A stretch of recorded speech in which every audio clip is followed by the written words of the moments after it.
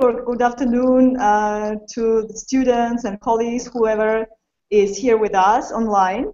I would like to quickly present myself, and then I would like to start our conversation. I hope that it will be interesting for you. I am Sophia from Tbilisi State University, Sophia Petriashvili. I teach at the Department of International Relations. I teach several courses, have several directions, including diplomacy and world politics and regionalism.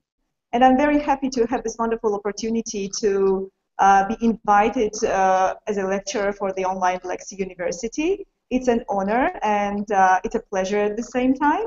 And today I would like to dedicate our time to the topic which is related to the role of the Russian Federation and Turkey in the area of the Black Sea region and the intra-regional dynamics. The reason why I propose this particular topic is the following. There have been lots of discussions about the role of the regional powers, and apparently and obviously those two countries do represent powerful countries in the region and maybe not only. However, in many cases, those two countries are discussed and analyzed as by default regional hegemons or countries that do contribute to the integration of the region building or do support other regional Black Sea countries to have a better coalescence and integrate through different needs. However, what I decided to dedicate my and your time together is the following. Recently, I have finished a research about conceptions of the region building, conceptions about the Black Sea region of the littoral and outside countries. And it was a very interesting finding that I would like to share with you, and I would very much appreciate to receive feedback and comments about the findings that I will represent soon. Today, I will try to represent perceptions or conceptions of the Russian Federation as well as Turkey, and what I mean is the following. We will try to dedicate our time to understand what is the role of Turkey in the Black Sea in its own understanding, and how it is reflected in some strategic documents, being it security documents or the structure of the Ministry of Foreign Affairs, or some synopsis or representations of the view of the country of the region, or its foreign policy.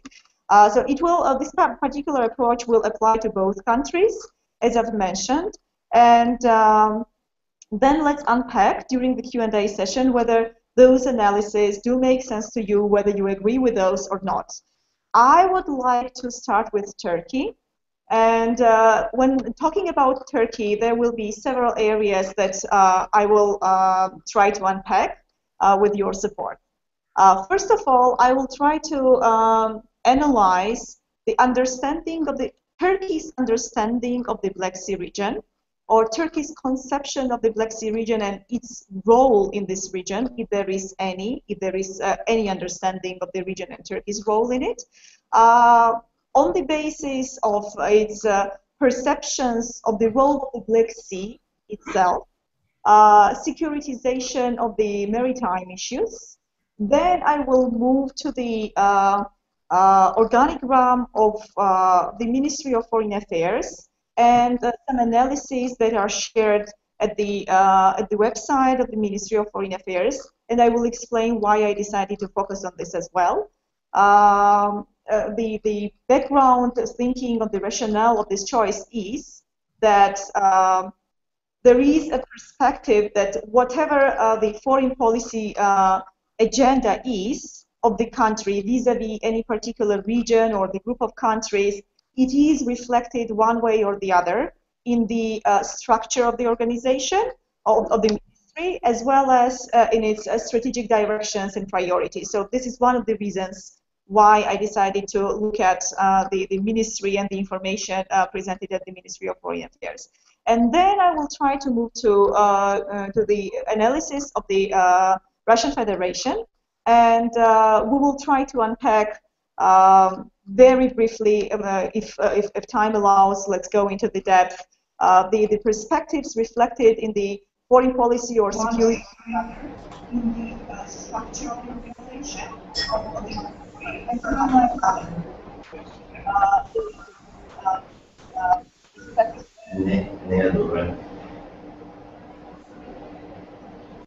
foreign affairs. Hannah, I'm hearing some noise, but it's okay, right? Okay. I hope it's yes. This is my very first experience with the online lecturing, and it feels a bit weird because I'm talking to you, but I see you, but I don't see the reactions, so please bear with me.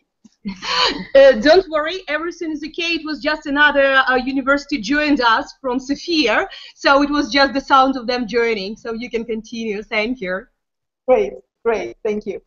So, let's start with Turkey, and let's see whether Turkey sees itself as a regional power if it has any kind of an understanding of the Black Sea region.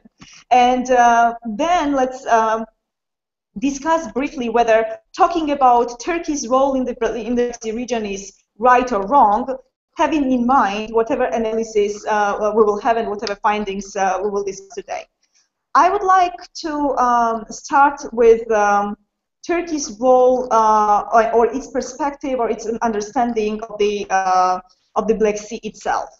Of course, it's not a secret for anyone that Black Sea has been perceived as an internal sea of Turkey. Even centuries ago, it was like that. And there were different, of course, there were different dynamics. For a while, it was internal sea or internal lake. Later on, things changed, especially after the Vienna Congress. And then again, things, when Turkey was no longer the only power ruling the situation related to the Black Sea. And later on, the situation changed again, when in 1936, just right before the Second World War, there were dynamics with the European countries and Turkey, and that was the moment when Turkey gained back its sovereign rights, so to say, over the Black Sea. And why it is important? Because Turkey, and we will see it at a later stage during the analysis, Turkey is the particular country that treats the Black Sea region in two different ways. When it comes to the Black Sea, when it comes to the securitization of this particular sea and its borders, so to say, when it comes to maritime security, Turkey has one particular approach to countries and issues. Anything else but maritime security is treated by Turkey in a totally different way. So anything but maritime security is secondary.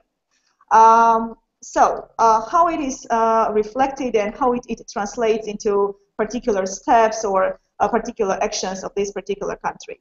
Well, we do know that Montreux Convention that gives us the list of rights and responsibilities of different countries, and first of all of Turkey, how the sea can be used, how straits can be used, who can enter and who cannot enter, and what are the measurements of particular vessels that can enter the sea. This is mainly ruled by Turkey, and this is the thing that gives Turkey a particular power. Power that Turkey perceives as part of its identity, has always been part of its foreign policy, and this is the core, because in many ways Black Sea straits are also perceived to be one of the pillars of the statehood of this country. So this is all the issues, all the situations related to the Black Sea and straits is something of the top priority for Turkey. And when you look through the Ministry of Foreign Affairs analysis, some documents that are accessible, official documents, you see how important it is, how it's underlined. The same can be found in the discourse or in the presentations, in the speeches of the leaders. This is one of the areas that Turkey considers as its priority, and when it talks or when it deals with this particular direction in this situation, Turkey tries to unify the forces of the littoral states. So Turkey leads, Turkey perceives itself as a leader, but it also wants to unify the forces of Ukraine, Russian Federation, Georgia, Romania, Bulgaria, the Black Sea littoral countries, because it does not want to face maritime security-related issues alone. However, it's very clear for Turkey that this is something that has to be a top priority with leadership of official Ankara.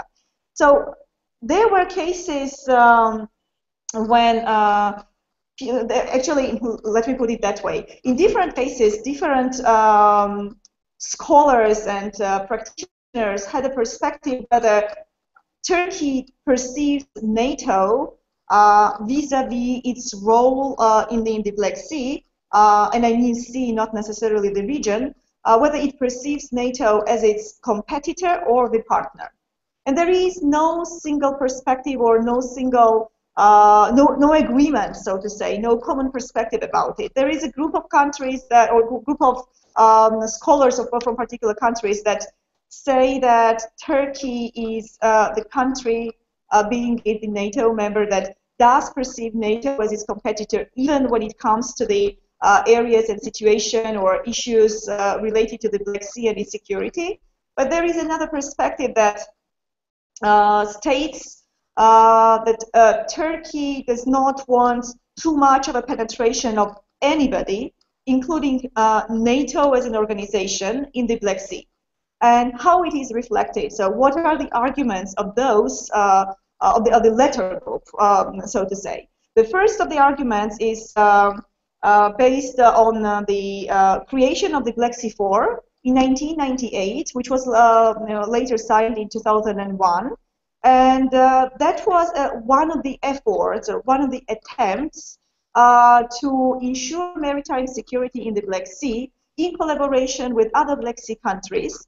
But that was in combination with some other attempts, and those attempts are Operation Black Sea Harmony, initiative of 2004, and in 2003 there was also another operation which is BBCIC, which stands for Black Sea Border Coordination and Information Center, to avoid or contribute to the reduction of trafficking, information sharing about the maritime security and related issues. So all these efforts were an attempt from, let's say, the process or the cycle of attempts to contribute to the maritime security, ensuring Turkey's leadership, ensuring Turkey's leading role.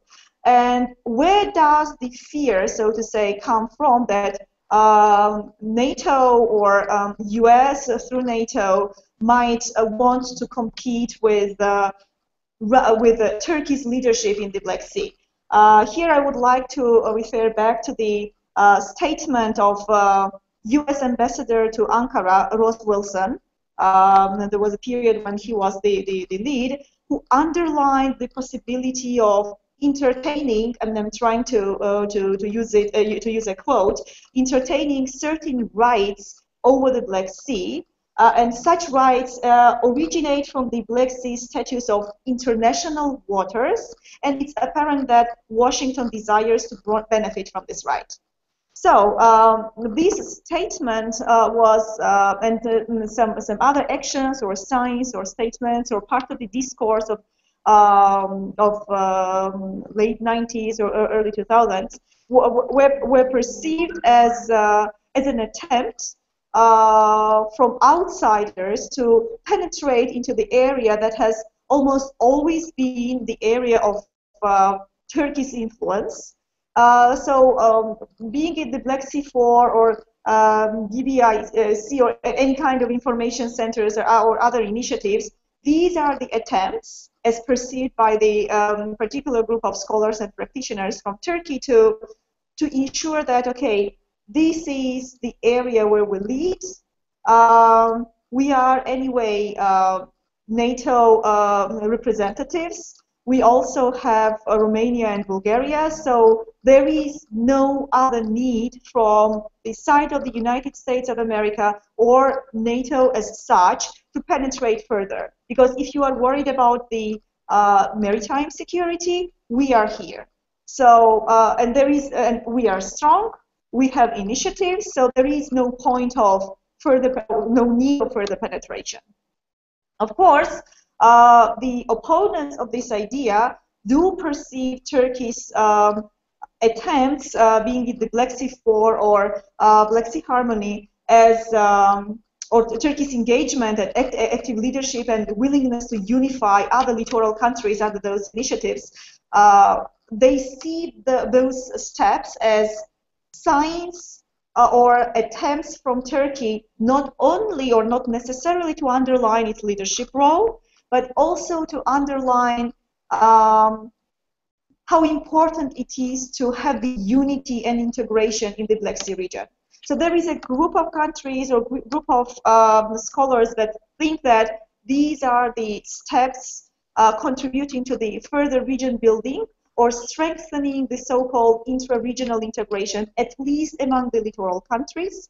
But there is another perspective that sees it as just an attempt or just a willingness of Turkey to underline its leadership role and putting some boundaries or barriers even. So this is where I lead, and please just step aside. If I need help, and then I come and ask for it, but so far we are good. Why I personally think that the group that perceives Turkey's certain maritime security-related actions as more of an attempt to underline mainly Turkey's leadership role, not necessarily contributing to the intra-regional dynamics or region building, is the following. So there are some, and I'm going to address those other issues as well, and try to present them more. So there are no other very strong signs showing that Turkey has some sort of understanding of what the Black Sea region stands for, what countries are inside or outside, whether it is also the Black Sea regional country or the regional leader or not. So, and having all these other arguments strengthening this point, or not having them and them being missing, makes it more reliable or more expedient to believe that maritime security is the priority for Turkey, but anything else is secondary. So now let's move to the second part, why anything else is perceived as secondary. What gives us, what are those arguments based on which one might make this kind of conclusion? So when I tried to look through the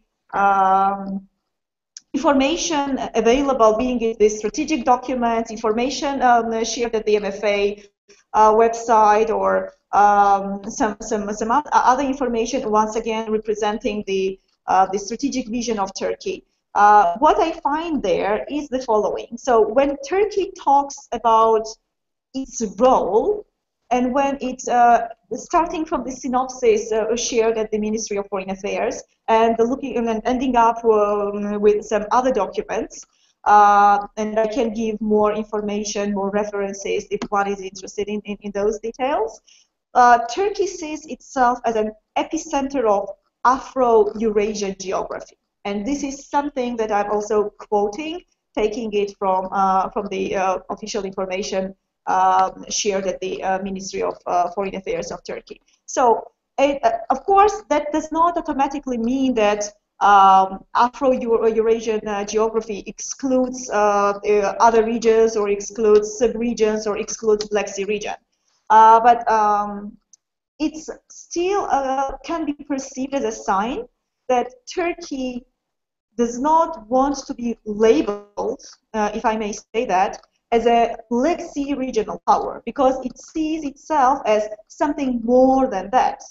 And it does have wider priorities, or its ambitions or willingness go beyond it. That's why the first thing that you come across is Turkey being the center or the core of epicenter, as it is quoted there, of Afro-Eurasian geography. And this is it's still accessible, this information. It's valid even now. Another thing, when you look through this information, the strategic information that can be received or accessed, there you can think, and I would like to list those regions. Let's say Turkey talks about its interest vis-a-vis different areas, vis-a-vis different regions. And it lists 11 regions, and here is the list of those 11 regions, but none of those talks about the Black Sea. And those regions are European countries, Balkans, Southern Caucasus, Middle East, Central Asia, South Asia, North America, Latin America, Sub-Saharan Africa, East Asia, Pacific, North Africa. 11 regions, none of those, I mean, one can argue, okay, it's not stated, but it does not mean that region is not there. Yes, it might be true, but if a country, its strategic priorities and in its priority region list, lists those 11 regions, but it does not say anything about the Black Sea region, we believe, what I personally also think, that this is a good enough foundation to think that somehow Black Sea region is missing in the political construct or in the mindset of the politicians who do write or shape those priorities and share them through different means. Another interesting thing is that list of European countries, and Turkey further talks about its attitude and its interests and relationships vis-a-vis European countries. And it talks about European countries, including the Black Sea littoral countries. But there is a very interesting list. So it talks about Russia Federation, Bulgaria, Romania, and Ukraine, but it does not talk about Georgia. So if Turkey perceived Black Sea region as a standalone region, as a single entity, as an entity unifying minimum littoral countries and maximum countries neighboring the littoral countries, then obviously, at least due to the geography, Georgia had to be there. But no, Turkey sees those countries in different ways. So certain group of littoral countries are perceived as European countries, others are not. And again, there is no mentioning, no reference to the Black Sea region as such whatsoever. Then it also talks about Southeast European cooperation process, how important it is for Turkey, and it unifies countries like Bosnia, Croatia, Turkey, and some others. And it also talks, within the framework of this initiative, it also talks about Romania and Bulgaria. Why I'm underlining that? Because with underlining this particular process and its importance, we might also trace back the perspectives or the political construct in the mindset of political elites of Turkey, referring to certain group of Black Sea littoral countries that are treated not as Black Sea countries, but as countries that are part of other initiatives which are much more important. And again, when talking about Georgia, Georgia is perceived as part of Caucasus, and apparently there is nothing wrong with that. The key point is, and the key message that I'm going to share is the following. So on the one hand, there is Black Sea region as a region missing in the political discourse, in priorities shared by the ministry, in the priorities shared or identified by the political elites. So there is no Black Sea region mentioned when Turkey talks about 11 regions that it wants to deal with in different ways. On the other hand, when it talks about certain, at least, or in a specific importance, the specific importance is how it treats other littoral countries, flexible littoral countries. And here again, we don't see a unity. We don't see we don't see Turkey having a particular unified, common approach towards the Black Sea countries, especially the littoral countries. So it sees Romania and Bulgaria in one way, it sees Russia and Ukraine in another way under the European countries, and it sees Georgia as part of Caucasus. Again, we think that this is a good enough foundation to say that Turkey does not see itself as a regional power, does not see Black Sea as a region.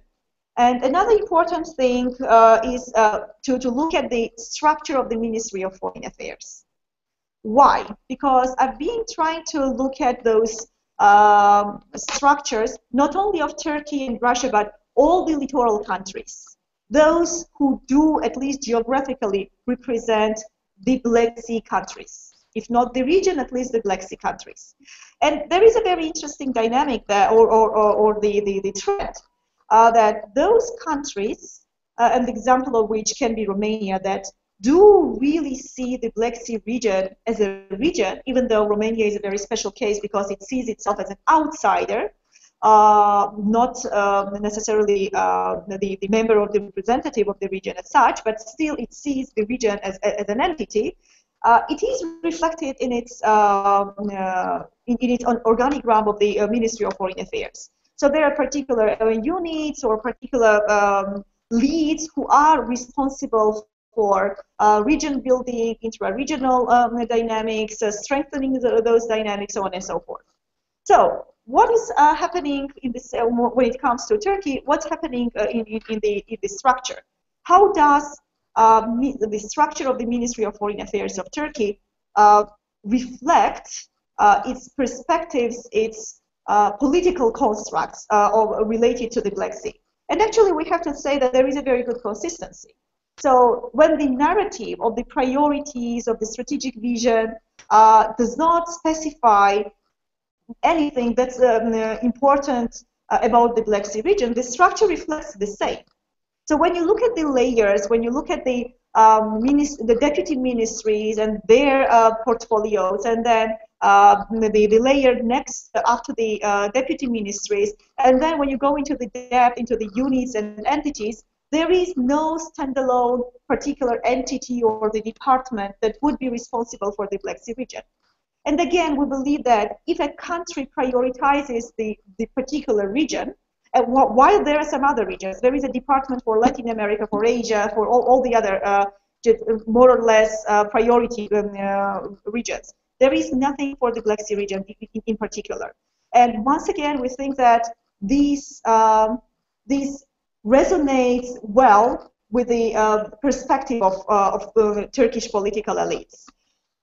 Another important thing, so the only way, the only case when Turkey does refer in its official statements or in its official documents to the Black Sea is when it talks about the Montreux Convention and the responsibilities of Turkey and the other countries. This is the case when it talks about the Black Sea and its neighboring, or the countries that bordering the Black Sea.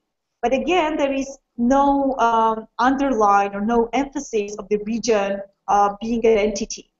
An interesting dynamic is related also to the changes or the speed of Turkey's EU integration. And the finding is that more Turkey would see that the process of its EU integration would be barriered, or would be it would see more impediments.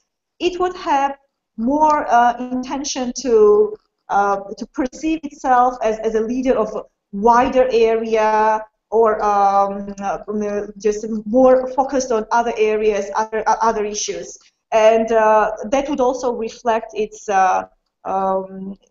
perspectives or its dynamics, whether it would be strengthened or not, speed up or sped up or not, vis-a-vis the intra-regional Black Sea intra-regional dynamics. So it's the EU integration process also had its influence on the perspectives of its role in the Black Sea.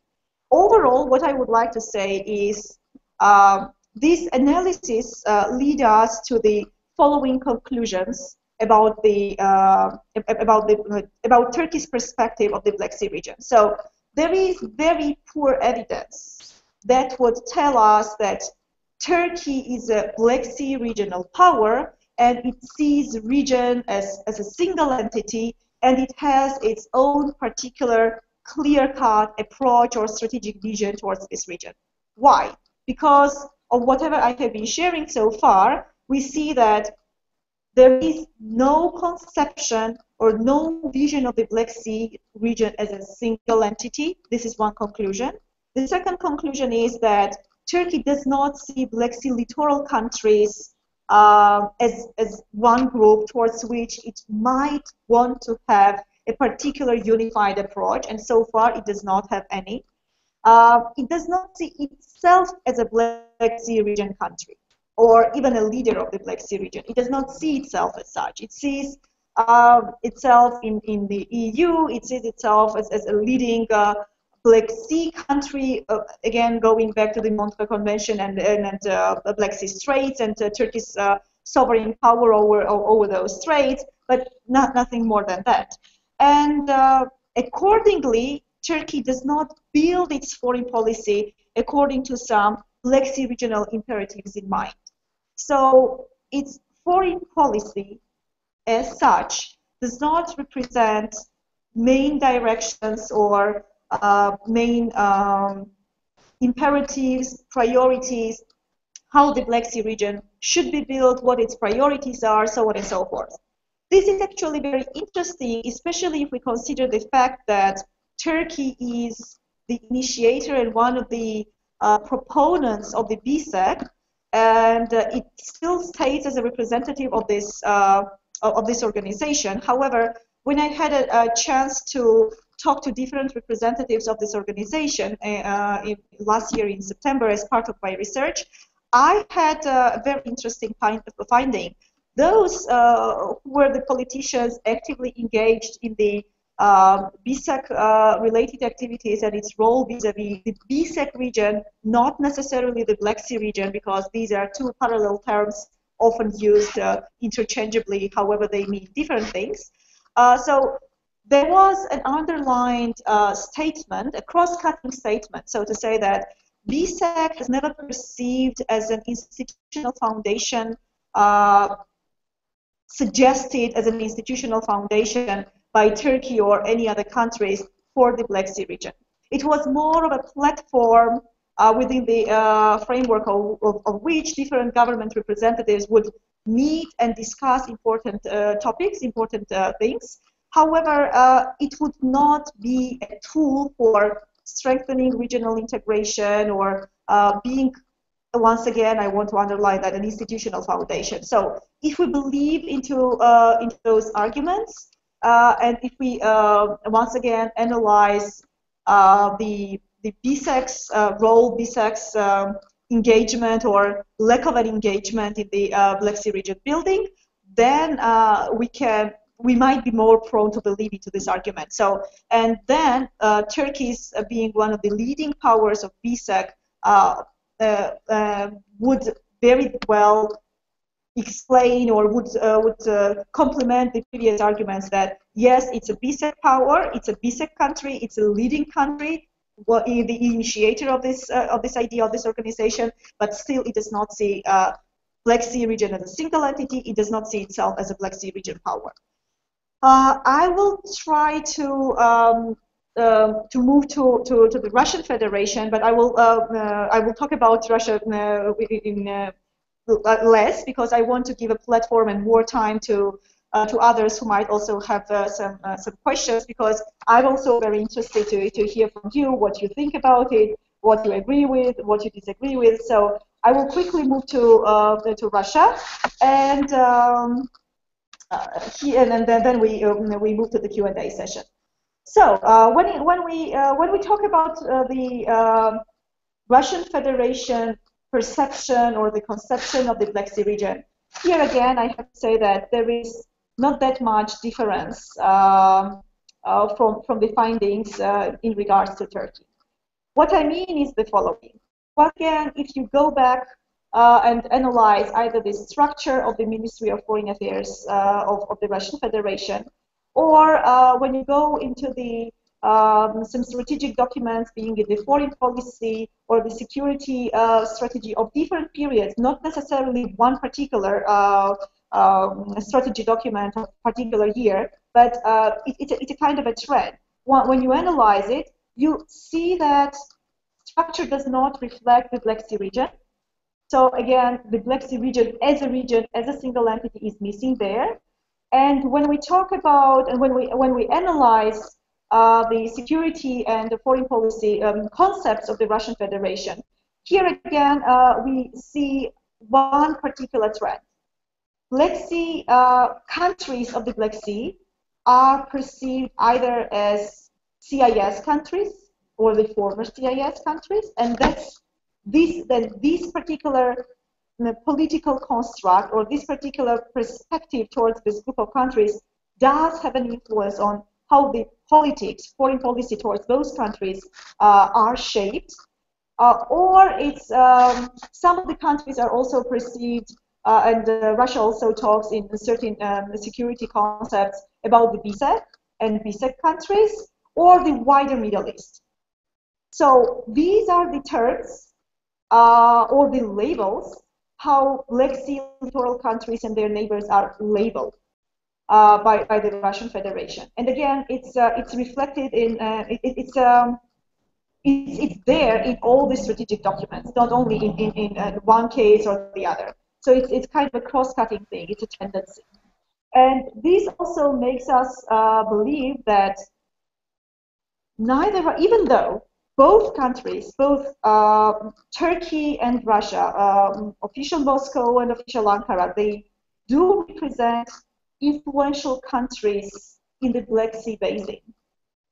And if you look at their flows, their direction of trade, the foreign direct investment, and human flows, like where their population, being a business or tourists, move to more often or less often, you will see that these two countries are really the most influential or of the bigger or stronger in terms of the dynamics, very closely interlinked as well. So both Turkey and Russia, for each other, they do represent, they are in the list of top 5 countries they deal with, they partner with, they trade or invest, or the human flows also reflect the same findings. However, one thing is the bilateral relationships between Turkey and Russia. Another thing is how influential and big those two countries are, but not only in the region, but outside the region as well, the so-called region. And it's totally different when we talk about the Black Sea region as a single entity with 2 regional leaders. And I underline this, regional leaders. So neither Russia nor Turkey see the Black Sea region as a single entity. None of those countries and their political leaders perceive their countries as regional leaders, Black Sea regional leaders. Even if they talk about the Black Sea in their discourse, it is present in those speeches. When it comes to the profound foreign policy analysis, priorities, reflected in multiple ways that we've been discussing so far, the Black Sea region as a region is missing. And this tells us that missing of the regional conception in the 2 big influential littoral countries is a very important finding, and it does definitely and will have an influence on the intra-regional dynamics. So whoever wants or does believe that the Black Sea region is there, first of all, needs to answer the question, if the region is there, how come that 2 influential big countries like Turkey and Russia do not have any kind of Black Sea regional conception. Why it is not reflected in their strategic documents? Why their foreign policies and security concepts do not talk about the importance of Black Sea region? Why their organigrams in their MFAs do not represent at least small units prioritizing the Black Sea region and regional dynamics?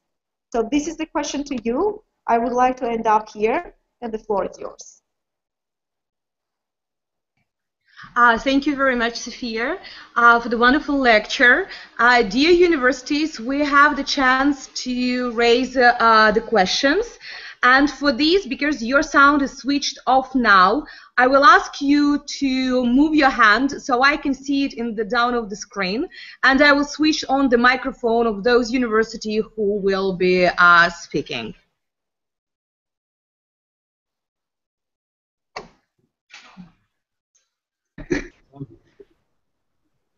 Okay, Yerevan University, the floor is yours.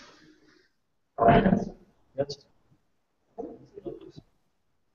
want to know, is Turkey energy hub or energy corridor? There are differences between these phenomena. Thank you.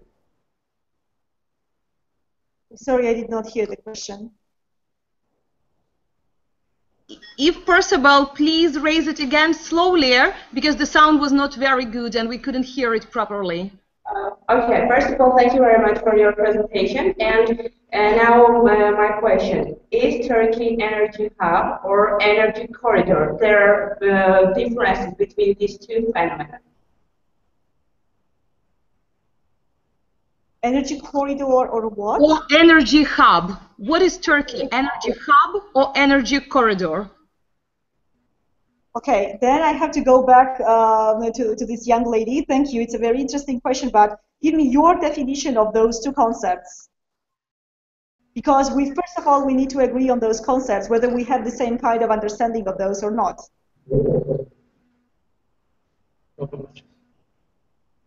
Both of them. I mean both of them. When we say Turkey is energy hub, in this case we understand that Turkey has energy infrastructure. But when we say energy corridor, in this case, where is the energy infrastructure? Okay, I think I'm sorry for cross-checking with you, but because of the sound, I was struggled a bit to understand the complete sentence, but I think I got it. Very good question. Whether it's, and well, according to your definition, did you say that it's both? No, I think it isn't both. Sometimes Turkey can be energy hub and sometimes it can be corridor. But how can we define this? Every definition can be very false in frameworks of energy security. How can we Turkey an energy hub in the same case?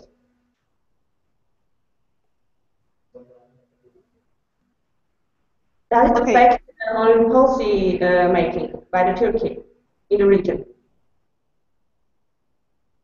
Okay, I agree. If I got it correctly, you said that sometimes it can be a hub and sometimes it can be a corridor, and it has a very and depending on what role it plays, it has its own influence on the securitization on the security of the region.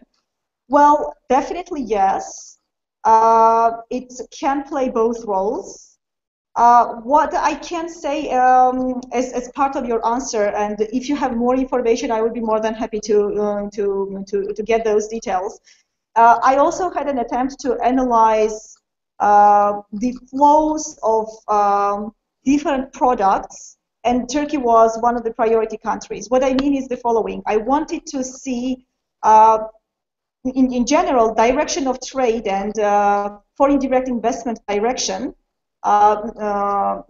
gives you an opportunity to see which countries invest most in Turkey, or which countries Turkey invests with a bigger proportion, so to say, and the same applies to the direction of trade. So what are those goods that Turkey trades with different countries, and with what proportion? I had an opportunity to see, and unfortunately it's not an easily accessible data. And you do really need a very specific data focused on the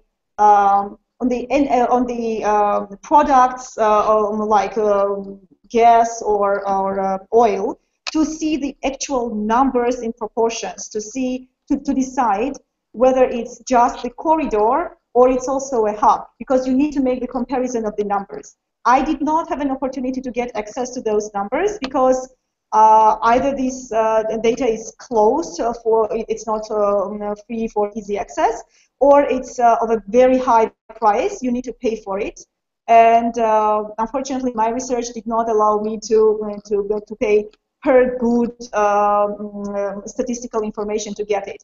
So I just if we just start using the gut feeling or the intuition or some political discourse, I would agree that it can be both. But again, to give a very scientifically profound answer, I will definitely need to see the numbers and compare those numbers. Unfortunately, I had no opportunity to see those numbers. Thank you very much. Who is the next one? Okay, we can see you, and now I switch on the sound.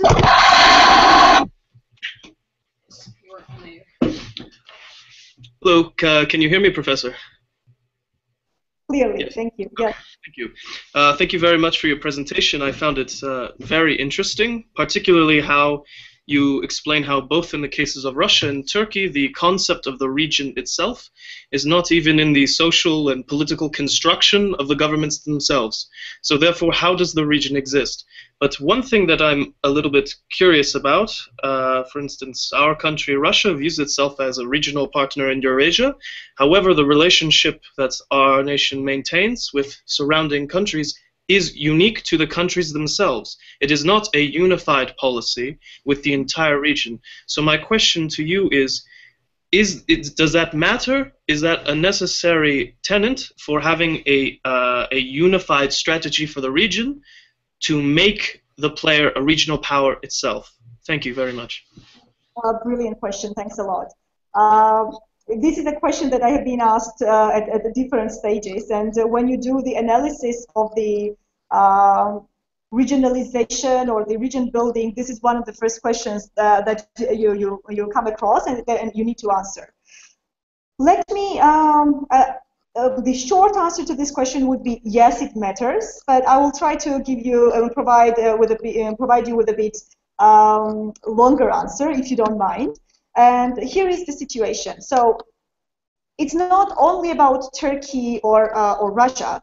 It's about the Black Sea littoral countries and the outsiders, how they perceive a particular entity. Why I decided to go and analyze this direction, because there have been lots of efforts, agendas of particular countries, groups of countries, different organizations, donors, investing in analysis of the Black Sea region. However, there is a very, the paucity of this scholarly evidence that would tell you that, okay, here is the region, these are the characteristics of the region, so now you use it to further analyze and build on it. It's a very important thing. So there is a missing, the lack of the particular scholarly evidence for that. So I decided to go and analyze what are the conceptions and the perspectives of the insiders, including Turkey and Russia, and what are the perspectives or the political constructs or conceptions of the outsiders. And under the outsiders, I mean European Union and the United States of America. So the interesting thing is that none of those players do have a particular understanding of what the region is. I'm not even talking about commonalities of differences. Let's say Turkey says that the region is X, and I don't know, EU says the region is Y, and so why there are differences. What I'm saying is that there is not even X and Y. And why it is important? On the one hand, regionalism literature, scholarly work about regionalism does say that region is not an end product. Region is a process. So the region building is a process. But what I try to understand and explore and analyze is what is now. So what we have as a situation, what is the product as of now? And as of now situation, and for its analysis, you do need to understand whether there is, whether the dynamics, the so-called intra-regional dynamics, are just a simple sum of bilateral or multilateral relationships, or there is some sort of a sense of a commonality, a sense of a we-ness. And this sense of we-ness is missing, and it's important to be present for any kind of region to be present. Why? Because there is I'm not going to give a lecture about the regionalism, but I would like to share very quickly the 4 major steps for any kind of region to be present, for the institutionalization of the region, suggested by the Finnish scholar Anssi Paasi. He says there are 4 stages. One is identification of the boundaries, so you know the borders. The second stage is the symbolic development of the region, when you have either the common flag or the anthem or something like that. The third stage is the institutionalization, so institutional foundation in the form of the organization or some legal entity, so to have a normative foundation for the region. And the last one is already the creation of the regional mindset of people and of the political leaders. So if you look through, I'm not saying that these are the best and the only stages that we have to consider and have in mind. However, I would assume we would all believe that for any kind of region to be present, you do need also, apart from politics and economic relationships, you do also need to have this the construct of a region in the minds, and not only of ordinary individuals, but of at least political elites that do shape the foreign policy of country A or country B. Because region, it's also a political construct. It exists not only in terms of the geography or in terms of political agenda, but it's also a social construct that is built as a result of interactions, interpretations of those interactions, and it is something important that does create the sense of unity, all the sense of we-ness, as regionalists would say, and this is the foundation for common policy, common approach to be developed, the regional approach to be present. So this is only bilateral relationships cannot create that. Bilateral relationships are there between Turkey and Australia, or Russia and the United States of America, and they might be more active than the others. Can we say that they are regional representatives? Apparently no. So commonality matters. Sorry. Thank you very much. Whom we have the next one?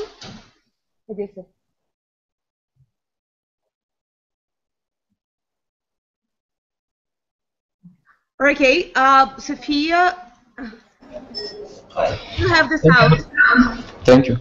Thank you, Professor, for the presentation. I would like to ask you, how do you think, what is the main motivation for Turkey to be a regional leader in the Black Sea region? Is it the geopolitical or the geoeconomical motives? Does Turkey needs to be the main importer of Russian gas in the region, or it is more because of the geopolitical positives of that?